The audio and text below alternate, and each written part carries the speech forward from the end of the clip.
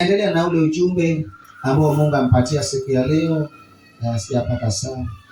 Ujumbe ambao Mungu amepatia siku ile unaendelea nao na mwanzo siku ya leo inaongea juu ya upako wa Mungu. Bwana ape sifa. Upako wa Mungu. Na upako wa Mungu, Bwana asifiwe. Na tulisoma hizo ujumbe huwa nikitoka na ika kwa YouTube. Bwana asifiwe. Na ika kwa YouTube. Niliona na watu wa Facebook. Facebook ni wale majirani zangu. Bwana asifiwe. Sasa majirani zangu nataka iende mbali, nione watu ambao wao. Bwana asifiwe. Nikita kwa Facebook jirani yangu, ni yule pastor. Mhubiri miaka mingi sasa, acha nika kwa YouTube. Bwana asifiwe. Wale ambao wanijui wao, watu wa Nairobi waone na wambali. Facebook na ni salamu tu. Bwana asifiwe. Amen. Upako wa Mungu. Hii message iko ni muhimu sana. Tulisoma kwenye kitabu cha Wafalme wangapi? Wafalme wa pili. Tuangalie Wafalme wa pili. Wafalme wa pili tuweze kuangalia Wafalme wa pili mlango wa pili. Wafalme wa pili mlango wa pili.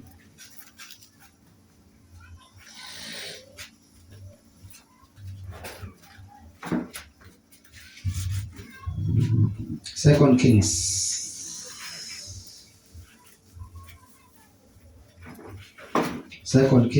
chapter 2. Wacha tusome 2 verse 8 and 9 and 10.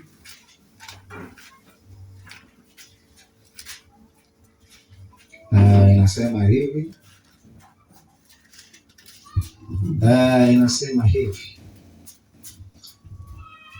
Nasema hivi Second Kings 2 verse 8. Nasema Elia akalitoa vazi lake la juu, akalikunja, akayapiga maji, yakagawanyika. Yakagawanyika huku na huku. Nao wawili wakavuka pakavu.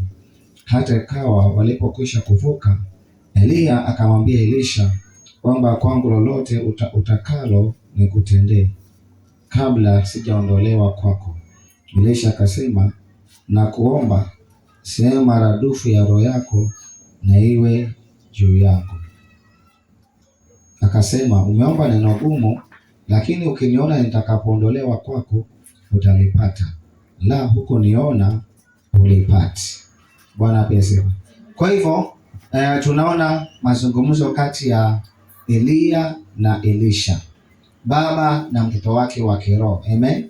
Na wanatembea na Elia anamuuliza Elisha kwa sababu anataka kuendelea, anamwambia kwamba ukiniona nikichukuliwa unaomba lolote. Omba lolote utakalo. Kwa hivyo ukitaka kuomba mali omba, ukitaka kuomba pesa omba, ukitaka kuomba chochote omba. Bwana pesa. Lakini Elia hakuitisha mali, Elia hakuitisha pesa, Elia hakuitisha vitu, aliitisha kitu ambacho inaitwa, alimwambia kwamba mimi na kile naomba ya kwamba niweze kupata sehemu ya roho yako maradufu. Double portion of your spirit. Amen. Double portion of your spirit. Niweze kupata upako wako mara mbili. Niweze kupata upako wako mara mbili. Kwa nini Elisha anaulizia upako? Bwana pesipa. Kwa nini Elisha anasema ya kwamba mimi kile ninaomba sehemu maradufu ya roho yako? Bwana pesipa. Maana kuna vitu upako inafanya katika maisha yetu. Bwana pesipa.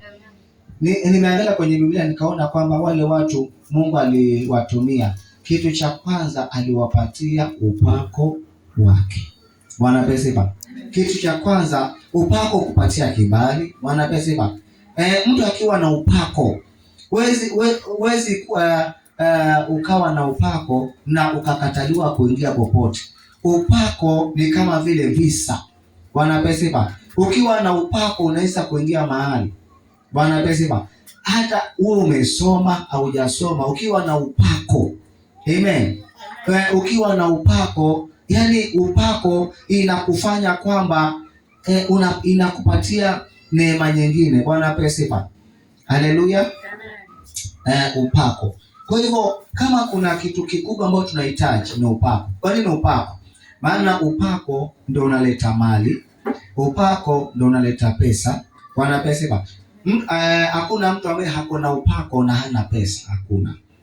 Bwana apewe sifa. Hakuna mtu ambaye hakuna upako na hana mali. Bwana apewe sifa. Ukipata upako umepata nini? Mali. Bwana apewe sifa. Amen. Kwa hivyo upako, Bwana apewe sifa. Upako ni vile tulikuwa tunafikiria kwamba upako ni ya wahubiri peke yake, lakini unaweza kuwa na upako wa biashara. Bwana apewe sifa. Ukawa na upako, yani biashara yako watu wakajaa mpaka wakasema yule anatumia nini? Anatumia ndumba. Yule alienda mahali. Yani Bwana apewe sifa. Watu wanafurika kwako, wanajaa. Uko na ule upako. Maana upako ni kama vile magnet. Bwana apewe sifa. Magnet haitafuti vitu za chuma chuma, haitafuti misumari. Ukiweka hiyo ndo inavuta nini? Misumari, si ndio? Bwana apewe sifa. Kwa hivyo mtu akiwa na upako wa biashara, utaona kwamba hata watu wanakufuata. Bwana apewe sifa. Wanakufuata, wanakuambia jamani, na mimi nataka ile kitu yako. Nikitumia vitu zako naona ni nzuri. Bwana apewe sifa. Nikinunua vitu kwako, yani vitu zako naona yani unasikia kwamba watu wanaongea uzuri wa vitu zako, na hata vikiisha unamwambia kwamba nenda kwa mtu fulani. Hapana, nitangoja mpaka wewe ulete. Bwana apewe sifa. Yani mnauza the same thing, lakini mtu ana insist, anasema mimi nataka hiyo yako. Bwana apewe sifa. Amen. Hivyo ndio upako unafanya kazi. Bwana apewe sifa. Kwa hivyo nikiangalia kwenye Biblia ninaona hakuna mtu kwenye Biblia ambaye Mungu alimtumia kabla hajampatia upako wake. Mimi nimegundua kwamba katika maisha yetu watu wa Mungu tunang'ang'ana na vitu kwa sababu tumekosa nini? Upako wa nani? Wa Mungu. Bwana apewe sifa.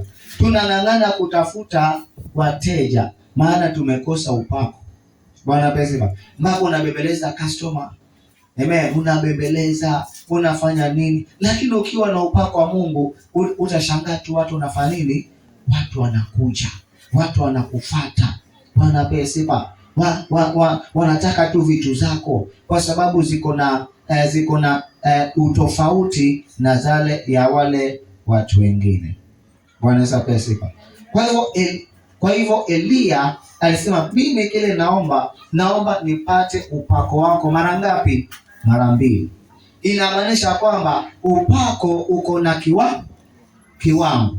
Bwana apewe sifa. Hapa sote tuko na upako, lakini upako wetu ni kidogo. Bwana apewe sifa. Lazima ufanyie kazi. Na kama unaona Elia anaomba upako na Elisha anaomba upako, na Elia anamwambia umeomba kitu nini? Gumu. Bwana apewe sifa. Wacha nikwambie, kama kuna kitu ambacho Mungu kupeana kwa mtu si rahisi, ni upako. Bwana apewe sifa. Ni upako. Bwana apewe sifa. Na kupata upako si rahisi. Bwana apewe sifa.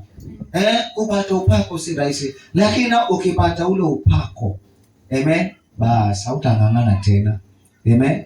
Utakuwa unaweka vitu hivi zinaenda. Maana iko na upako wa Mungu. Bwana apewe sifa. Upako unatokana na mafuta. Bwana apewe sifa. Upako unatokana na Holy Spirit.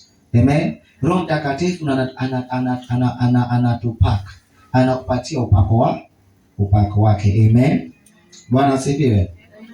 Tulisoma Luka 4:31-32 na Luke chapter 4 tuliweza kusoma pia last week.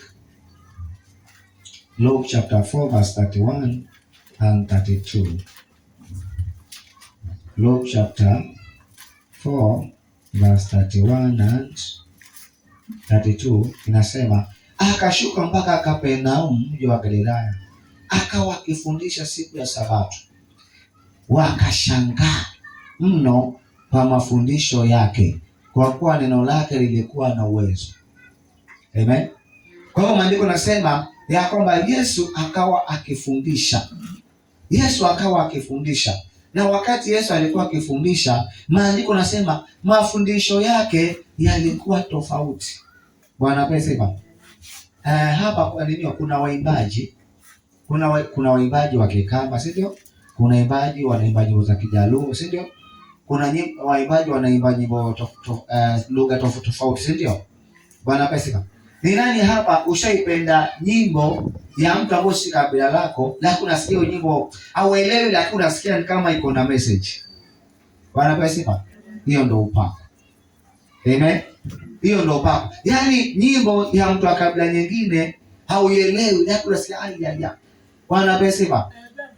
Na pia hata kabila yako kuna nyimbo zingine, kuna mtu akiimba unasikia hiyo nyimbo iko na nguvu fulani. Bwana pesa. Unasema hii mtu ananibariki. Mimi kwa Wakamba napenda mwimbaji tu nani? Nilisikia tu nyimbo yake moja, nikapenda sana. Nyimbo yake inasema hivyo. I don't know. Sio iko hapo kwa hiki kitu. Wilberforce Musoka. Ona zewe. Kuna nyimbo ungai. Ile nyimbo ito ungai. I don't know ungai. Anasema vitu kama hizo. Bwana pesa. Nilisikia tu kwa redio, kwa TV. Na ilipendeza sana. Bwana pesa. Kwa hivyo upako unafanya kwamba mtu anaweza kuwa hasikii ile lugha, lakini hiyo nyimbo inamgusa tayari. Amen. Na kuna watu wengine wanasema jamani, huyu mwimbaji ni wa Kiluya, huyu mwimbaji ni wa Kijaluo, lakini sielewi, lakini napenda nyimbo zake. Na huo ndio upako. Bwana Yesu apewe sifa. Amen. Haleluya. Huo ndio upako. Upako ni kitu nafanya tofauti. Upako ni sawa vile uone mtu ambaye hajasoma na anafundisha wasomi. Bwana pesa. Amen. Yaani watu wasomi wanamtafuta, wanakuja kumuuliza maswali, na yeye labda masomo yake ni kidogo. Hiyo ni upako. Bwana pesa. Upate mtu kama yani ni doctor. Unajua watu wasomi wako na kiburi. Mtu ambaye anaitwa doctor, mtu ambaye anaitwa professor, au watu wawili. Bwana pesa. Unajua kuna siku hata rais akasema ya kwamba mimi nimesoma kuliko wao. Kwa hivyo hiyo nature. Bwana pesa. Yaani kwenda kuambia daktari kitu, mtu ambaye anaitwa doctor ama professor, unamwambia saa. Hii bwana pesa. Atakuuliza, yani yeye anarekebisha na profesa mwenzake. Bwana pesa. Kwa hivyo ukiona mahali ambapo yani kiwango chako cha masomo ni kidogo, na profesa anakutafuta na dokta anakutafuta ufundishe, ama wako chini yako, hiyo sasa si elimu, hiyo ni upako inafanya kazi. Bwana pesa. Hiyo ni upako inafanya kazi. Amen. Bwana pesa. Kwa hivyo maandiko nasema Yesu akafundisha watu, maandiko nasema watu wakafanya nini? Upako inafanya watu wanafanya nini? Verse 33, 32 inasema akashuka mpaka Kapernaum, mji wa Galilaya, akawa akiwafundisha siku ya Sabato. Wakashangaa. Bwana pesa. Hiyo ndio kazi ya upako. Amen. Upako hufanya watu wafanye nini? Washangae. Kwa nini? Kwa sababu unafanya kitu ambacho hauko katika uwezo wa kukifanya. Bwana pesa. Yani watu wanashangaa. Maandiko nasema wakashangaa mno kwa mafundisho yake, kwa kuwa neno lake lilikuwa na nini? Na uwezo. Huo ni upako. Neno lake lilikuwa na upako. Bwana pesa.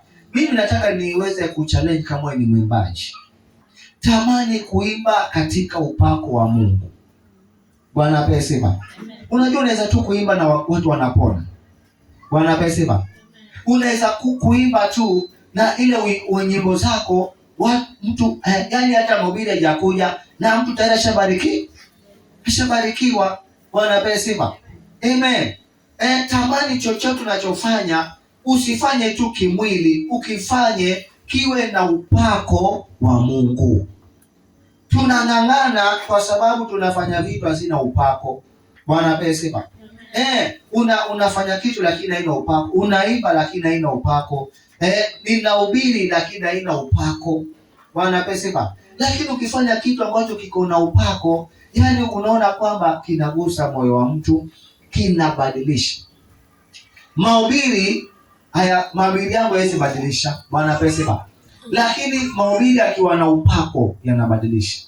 Bwana pesa. Mlikuwa mnaona wakati Owora akianza, si ndio? Owora akianza huduma alikuwa anaenda kule kwa wapi? Kule watu wanapigana bunduki. Watu walikuwa wanaleta bunduki, si ndio? Bwana pesa. David Owora, huyu prophet. Watu walikuwa wanaleta bunduki. Bwana pesa. Bandits hawajatafutwa, wameleta wenyewe. Kwa nini? Ule upako wake, ile neno iko na nguvu, inafanya watu nini? Watubu. Bwana pesa. Kwa mfano mimi sasa kama nikiwa na upako wa Mungu, hata nikienda mahali kuna makahaba, sitaenda niwaambia ati mimi ni makahaba, nitaenda motoni. Hapana. Bwana pesa. Nikiwa na upako wa Mungu, nitaongea tu just a simple word of love. Bwana pesa. Mungu anawapenda. Bwana pesa. Jioni si lazima ni haleluya. Je, nimeona kwa Facebook pasa moja ameenda kuhubiri, na hapa kuna baa, na yeye pia akaenda akapeleka speaker hapo akaweka madhabahu hapo. Sasa ni kama anahubiria jamaa, ninyi walevi mtaenda motoni. Sasa yeye ndiye amewafuata pale, si ndio? Sasa mwisho wake nini? Walevi wakatoka, wakamwambia haya, na sisi hatukutaki hapa. Hakutumia hekima. Bwana pesa. Mimi nahubiri hata watu wa Mungu. Bwana pesa. Mimi sikosani na watu. Sijaenda kusana na watu. Bwana pesa. Na wana support kazi ya Mungu. Sema kata kuokoka lakini sadaka. Bwana siku. Haleluya. Kama amekataa wokovu, ana support kazi ya Mungu. Bwana sifiwe. Si kwamba asifanye zote. Sasa yule akanini. Lakini ukiwa na upako unaweza fanya. Kuna siku moja mama moja alinialika. Ile nilikuwa nimeenda bara. Ile kabla niende bara, kanalika kanambia pastor. Pale ninio hapa Piedmont opposite kuna kaba. Huwa sijaingia, naona kadogo tu. Sasa kanambia kuna mmoja wetu amefanya nini? Ameenda. Sasa ukuje ufanye nini? Ibada. Mimi sijui ibada ya candles. Unajua sasa tufanyanga ibada ya candles sasa na watu wa Catholic na nani. Sasa mimi nikabidi ninge kwa mtandao inafanywaje mambo ya candles. Nikabidi ulize watu wengine. Bwana sifiwe. Sasa haleluya.